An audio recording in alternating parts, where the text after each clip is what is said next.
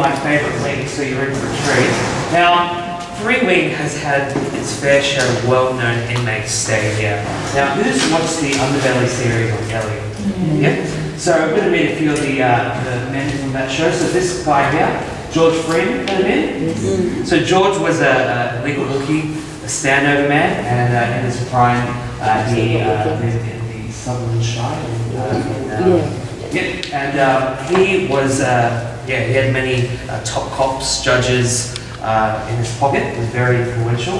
He was once quoted as saying, "The one thing I wanted in life was to be a crook, not just any crook, but the crook, the biggest, the one with the money, influence, and power." And he certainly had that. He lived in Yowie Bay in his prime.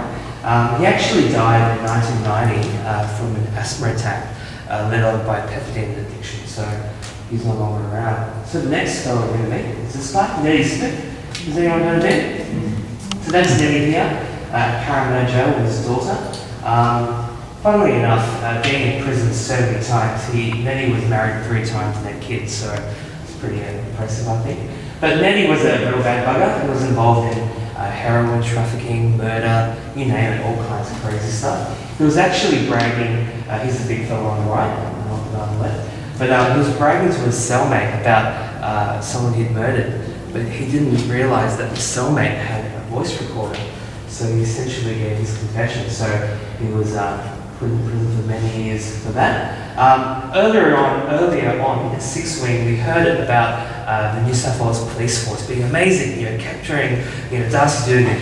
The funny thing is, while Nettie Smith was in prison, he wrote an autobiography, as you do, and he was saying, in the 1980s, the police force was so corrupt that he could not have done any of the crimes that he did and gotten away with them without the help of the New South Wales Police Force. He said, "I knew because I fought them hundreds of times." So I'm going to say, so he's actually still alive, but he's got Parkinson's, so we're not sure how much longer he's got, but yeah, anyway. So paranormal stuff. Now, as I mentioned, Three Wings is one of my favourite wings, partly because a lot has happened here. Now, when we go around in the prison, you can go to several different wings. Every wing seems to have its time to shine in terms of paranormal activity.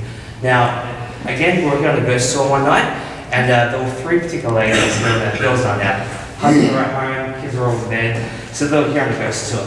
After the tour section, we had the free time, and Pete said, "Look, we can walk around, have a look." And these 3 ladies went upstairs to the first floor and were walking down. Now, they went into this cell over there, which is pretty much opposite the one where we heard the crunching noise from. So they went in, and the door shut behind them. Meanwhile, Pete's down here waiting for the guests to finish the free time. When Pete hears, and Pete's like, "That's a really weird ringtone." But then the screaming happened again.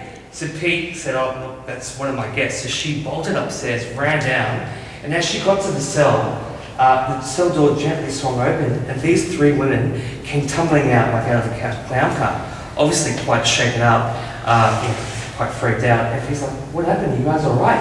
They said, "Well, no, we're not." They went into the cell, had a look, and the cell door shut behind them. Now, they didn't think much of it because the walkways are quite narrow, and they assumed another guest was going past. So they spent a couple of minutes looking around, and when they got a bit bored, decided to leave. When they decided to leave to open the door would not budge. The door was locked. That's when they started screaming. All 3 of them using their full weight, trying to, nudge the door open. It wouldn't open. But as Pete sort of came up to the cell, the door gently opened, and these 3 women came out.